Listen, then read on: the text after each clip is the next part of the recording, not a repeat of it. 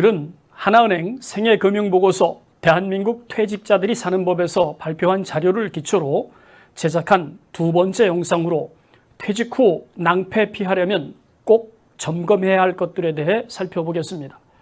먼저 이런 질문을 드리고 싶습니다. 우리나라 직장인들이 가장 많이 퇴직하는 연령은 몇 살일까요? 하나은행 생애금융보고서에 따르면 50에서 54세에 퇴직하는 사람이 38.1%로 제일 많고, 그 다음은 45세에서 49세로 23.2%를 차지하고 있습니다. 그렇다면 직장인 10명 중에 6명이 인생 반환점에 해당하는 45세에서 54세 구간에서 퇴직한다고 볼 수 있겠죠. 이를 전 연령으로 확대하면 약 93%의 직장인이 60세가 되기 전에 퇴직한다는 결론을 얻을 수 있습니다. 여러분도 알다시피 가장 많이 퇴직하는 45세에서 54세에 이르는 10년은 생애 주기적 관점에서 볼 때 목돈이 들어갈 시기와 겹치는 구간이죠. 자녀들의 학업이 진행 중이거나 빠르면 자녀 결혼도 가능한 시기니까요.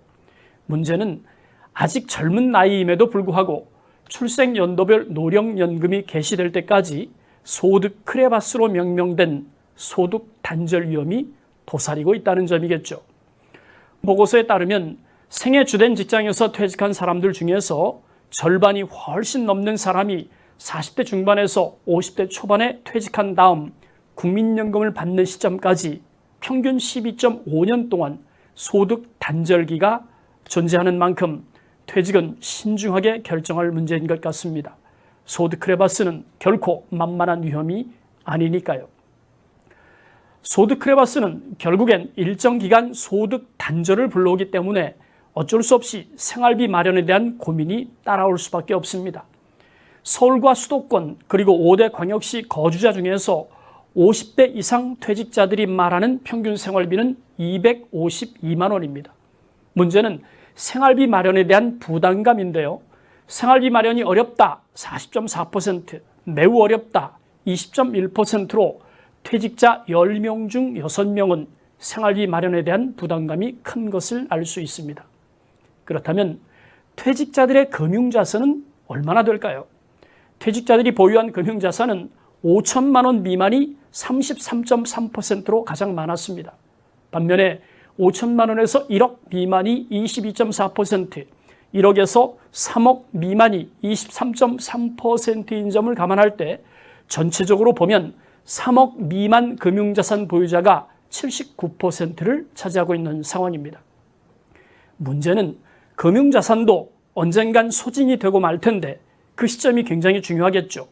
하나은행이 발표한 퇴직자들의 금융자산 소진 시점은 67.2%가 평균 71세로 전망했는데요.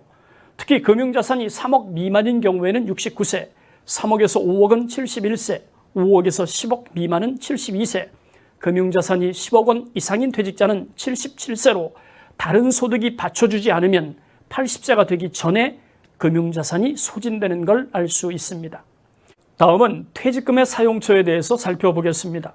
보고서에 따르면 퇴직금 사용처 1위에서 3위에 해당하는 54.3%는 현실적 당면 과제라고 할 수 있는 생활비, 자녀에 대한 경제적 지원, 그리고 대출금을 상환하는 데 사용한 것으로 나타났습니다.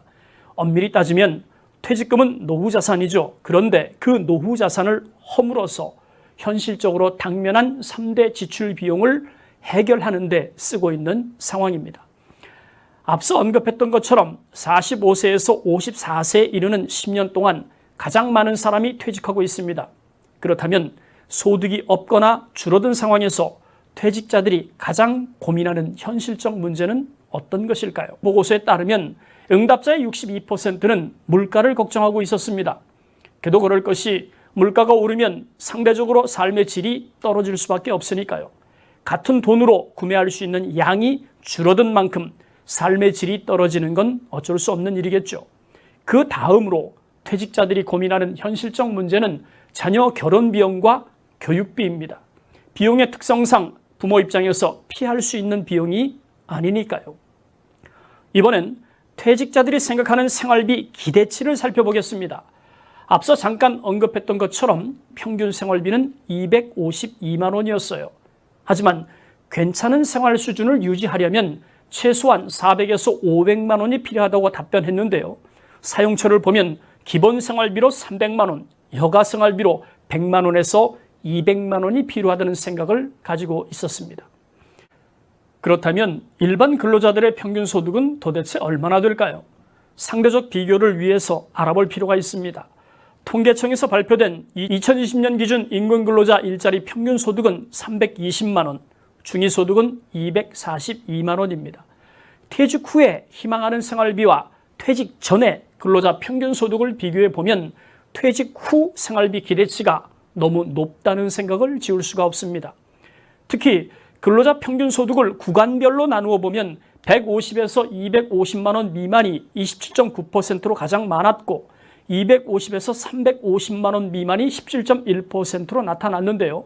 전체적으로 보면 150만 원 미만이 24.1%로 250만 원 미만이 52%, 350만 원 미만이 69%로 10명 중 약 7명이 350만 원 미만을 벌고 있는 상황입니다.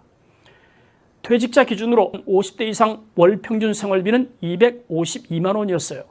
반면에 직전 영상에서 말씀드렸던 60대 이상 시니어 퇴직자의 월 평균 소득은 163만 2천 원으로 약 89만 원 차이가 발생합니다. 물론 50대와 60대 퇴직자 평균 급여는 같지 않겠죠.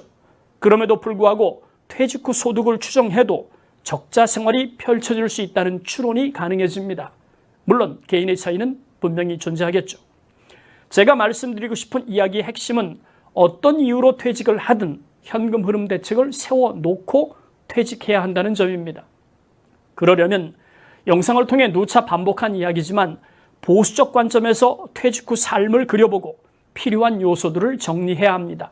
이 부분은 그 어떤 전문가도 대신할 수 없는 문제이기 때문에 스스로 고민하고 답을 찾기 위한 노력이 절대적으로 필요하죠.